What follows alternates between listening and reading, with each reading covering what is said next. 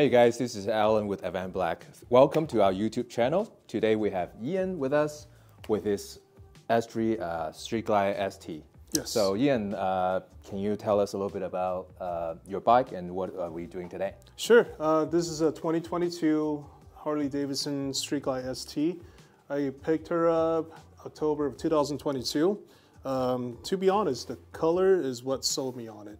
Okay. And I was looking for a Street Glide. I wasn't sure about whether I should go with the special or the standard during that time.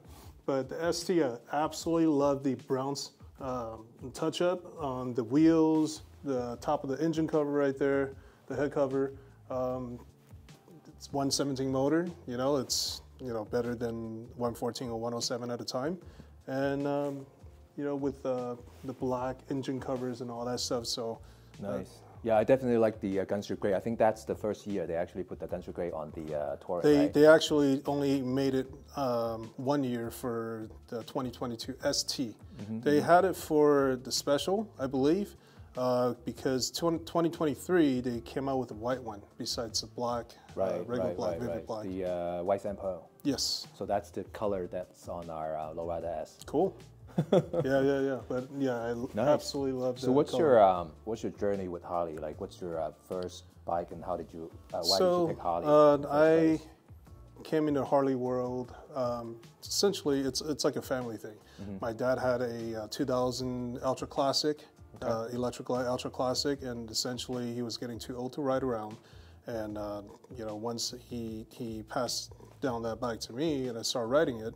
And it's a older man's bike. Ultimately it's still his bike, although I was privileged to ride it around. But I want something younger for the younger generation, and kind of build semi-performance bagger-ish type of look, type of theme. Right. So that's why I chose the Street Glide, and with the parts that I have on the bike. Nice. Is that your first Harley that you got for yourself? The first one technically is from the pass down at the 2000, and then this is my self-purchase. Okay. Yeah. Why did you pick a touring versus like a Sportster or Softail? I grew up with sports bike and adventure bike and stuff like that. Eventually, I think it just due to the years of riding, the back start giving out. Riding this thing, it's like sitting on a sofa, Yeah, the remote control is a handlebar, and so you can go for miles and miles. It has all the amenities, and Harley, they really came out with their new technology like RDRS, ABS. Like back then, like my Pop's bike, it doesn't even have ABS. The lean angle is a lot smaller than what this thing can do. Yeah. So the newer platform definitely have much better technology and better performance engine. So I'm sure when you picked your bike, there you might be looking at the Road Glide and the Street Glide. Correct. What makes you want to go with the Street Glide instead of the Road Glide? To be honest, I like the big fairing that's also turning with the handlebar. Okay. The way it looks, it appears on a video or photos. I like the traditional Batwing look, and maybe that has a lot to do with my Pop's old bike. So although they kind of look similar, but one is updated with all the technology and stuff. The other one, it just getting to a classic.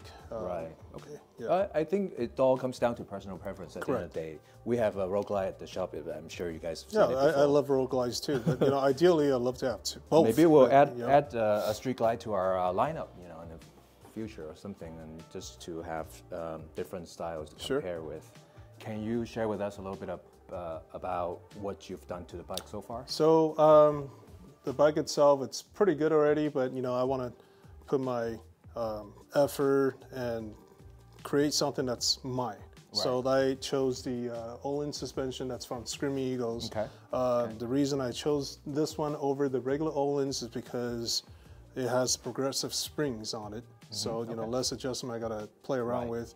That's a very popular choice. As far as motor goes, nothing crazy. It's just standard stage 2. It's got cam, 117 and dyno tuned. And we were just talking at the parking lot, and you're like, you guys have to do it because it makes so much difference on the power delivery. Right. It just simply giving it a lift. I think that Harley calls that, stage 2, give it a lift, put a cam in there and tune it. So So I did that. It sounds better. Full exhaust, head pipe, Reinhardt exhaust, the 4.0. I didn't want to go too big. You know, just, you know, it's a personal preference type of thing. And I got a bunch of LED stuff, lighting. I got the signal lighting on the side right here. As well as to give you a little bit more visibility. Yeah, visibility. That's important, especially you want to in be seen. LA traffic, right? Correct. With all the cars and. Right. You want to be seen, you know. Exactly. A lot of people, they add a lot of lights in the back and forget about the front, so I want to make sure I'm all covered. You know, do my part, and, you know, people still don't see you anyway. Right. But, you know, you can only do so much. You can only do so much. Increase your visibility. Exactly. So you have the Baja design lights in the front, Yeah. the S1 Signal lights, and also the fog lights as well. So right.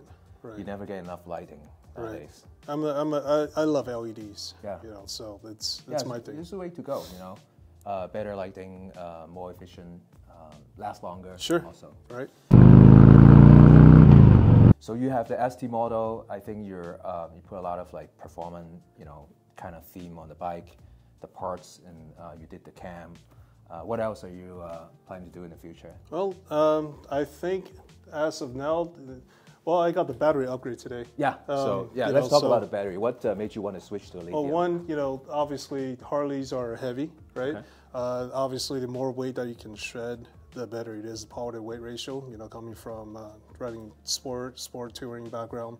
You know, not just that. I mean, based on specs, higher co-cranking amp, you know, it's lasts longer, way longer than the regular lead acid battery or AGM. I think all in all, it's a nice little touch up on top of everything else I already have. Right. So I think the weight saving helps, you know, with the overall weight to weight ratio, and also the higher battery capacity. Correct.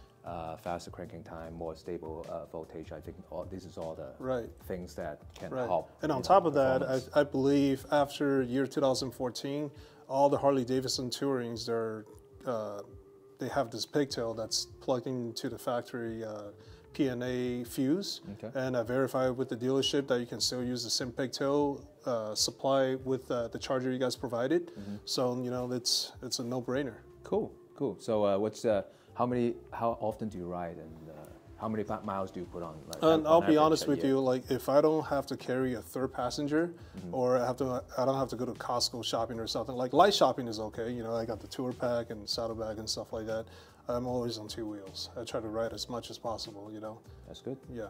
So can you give us some tips for people who's starting out with a smaller bikes like a Softail and wanting to switch to something bigger like a touring? How do they get used to it, or if they you know, cannot handle the weight? What's your tips for them? I would say having a touring bagger, yes, the weight might be intimidating. Once you get this thing moving, it's really not that heavy. Okay. I would say there are numerous YouTube channels or even private lessons. Take some courses for slow speed maneuvering. I think that's definitely going to help. You know, everyone can ride fast, but then can you handle regular parking lot maneuvering? You know, going over obstacles and stuff like that. That's definitely going to help. And another tricks that I find it very useful is when you come to complete stop, use a little bit of your rear brake. Rear brake, yeah. So you know, you're stabilizing the bike a little more. That front fairing is pretty heavy.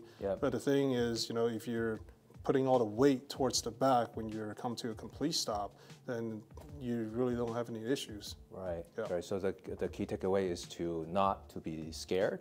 Practice the place that you feel comfortable, and just go for it. Yeah, like I understand no one wants to dump their bikes, you know, in the parking lot or something during practice sessions or whatever. They sell this engine guard, drop guards. Right. Or, you know, just go to AutoZone, buy a radiator hose, cut it up, and zip tie it. Yeah. You know, if you do drop it, it's going to drop on the guard. On the guard, on the hose, instead of your actual paintwork or anything. You know. Touring bikes also usually come with the regular crash guard. We also sell the guards for the backs and the front also. Right. You know, so those are good options to protect your bike in case of a drop. Yeah, just keep up with the practice, and you know, I think it's nothing to be scared of. Cool. We'll see you maybe next time after you put some miles on the battery, and we'll see how it goes. Sure. Well, thank you so much for being with us today. Thank you. Thank you, Appreciate Alan. it.